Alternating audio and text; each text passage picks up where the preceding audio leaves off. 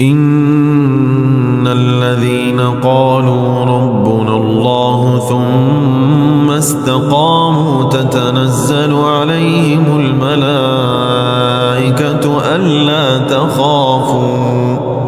ألا تخافوا ولا تحزنوا وأبشروا بالجنة التي كنتم توعدون نحن أولياؤكم في الحياة الدنيا وفي الآخرة ولكم فيها ما تشتهي أنفسكم ولكم فيها ما تدعون